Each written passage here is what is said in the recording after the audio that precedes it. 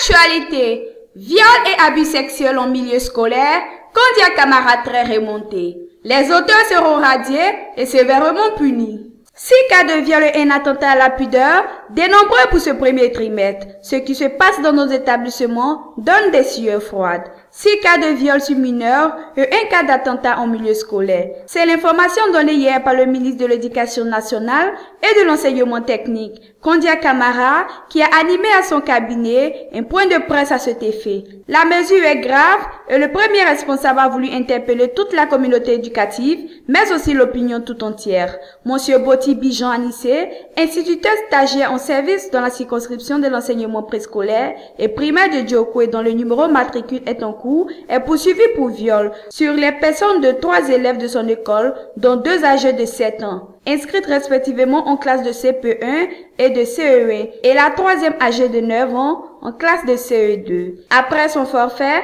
cet agent a tenté de se suicider. Ce forfait a été commis le jeudi 7 novembre 2013. Monseigneur Pays Djenyamien Gildas, en service dans la circonscription de l'enseignement préscolaire et primaire de San Pedro, est poursuivi pour viol sur la personne d'une élève âgée de 12 ans, inscrite en classe de CM2, dans son école. Dans son audition, ce dernier avoue d'ailleurs qu'il entretient des relations avec une jeune fille de 6e, anciennement inscrite dans son école et présentement dans un collège de la localité. Monsieur Iratieti Boris, en service dans la circonscription de l'enseignement préscolaire et primaire des Nations, est poursuivi pour viol le 30 avril 2013 sur la personne d'une élève âgée de 10 ans inscrite en classe de CM2 dans son école. Au cours de l'année scolaire 2012-2013, Monsieur Thioulégui, en service au collège moderne Bessio Lambert de Dabou, a été poursuivi pour viol sur la personne d'une élève inscrite en classe de 6e dans le dit établissement. Cette année scolaire 2013-2014, il a récidivé en pratiquant des attouchements sexuels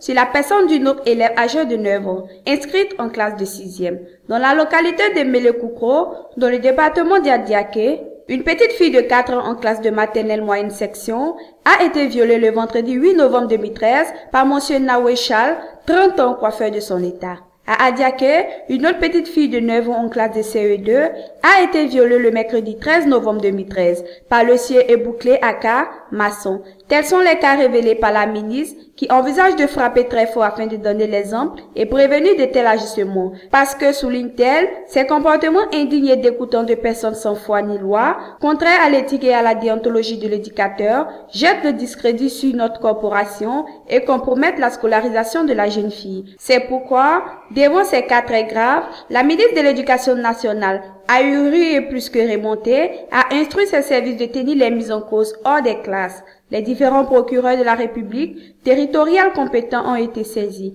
afin que ces individus répondent de leurs actes devant les tribunaux. Bien plus, Kondia Camara n'en est pas restée là. Elle a pris les mesures conservatoires consistant à mettre sous contrôle les salaires des mises en cause. La saisine du Conseil de discipline de la fonction publique pour la radiation des coupables.